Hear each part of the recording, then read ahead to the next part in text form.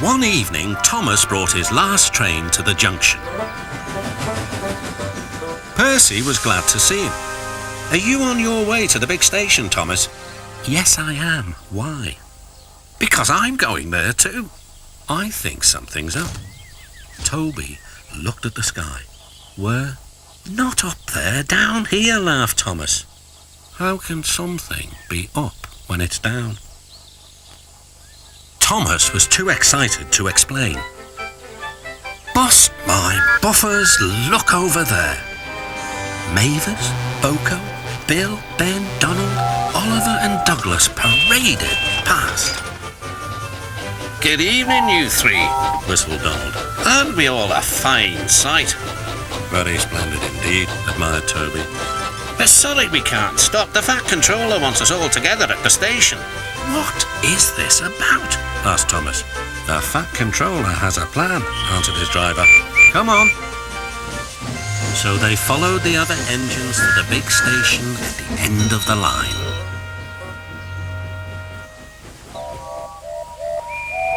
"Halt!" called the Fat Controller. "I have an important letter to read from a little girl who is 5 years old." "Dear Thomas and all the engines, please can I meet you? My friends say they would like to meet you too. You could come to my house for tea, but my mummy says there aren't any railway tracks to my house. Can you come to the station instead? Thank you very much." "It seems," continued the Fat Controller, "that there are many girls and boys who would like to meet you. Therefore, we are all going to the big city far away." "Hooray, hooray!" the engines whistled. "Silent!" called the Fat Controller. "Other engines will be working here while you are away, so please show them what to do." As Annie and Clarabelle were going to the big city too, Thomas and Oliver practiced with some other coaches.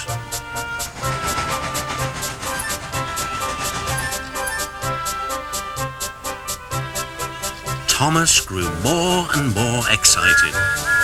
Too excited for his own good. "I'm glad I'm a splendid engine," he puffed. "The Fat Controller thinks I'm really useful.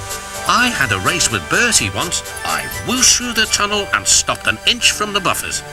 Then Thomas made his mistake. "Just like this," he boasted.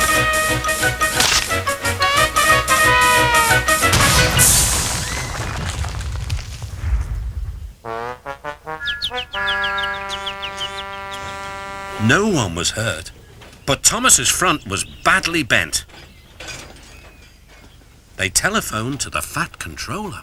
"I'll send up the workmen," he said. "But if they can't mend Thomas in time, we'll have to go to the big city without him."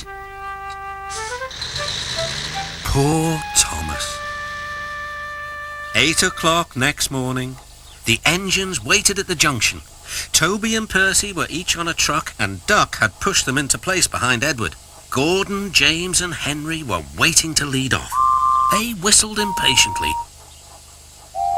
The Fat Controller looked at his watch. "I'll wait one more minute for Thomas, then we have to go."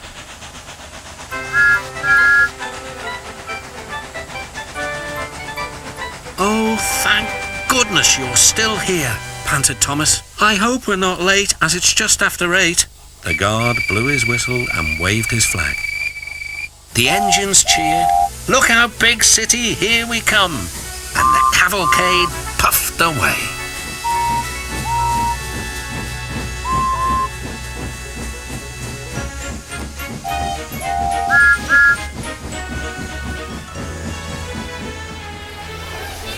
Later in the big city, all the engines were lined up in a splendid shed. The children were delighted to meet their friends.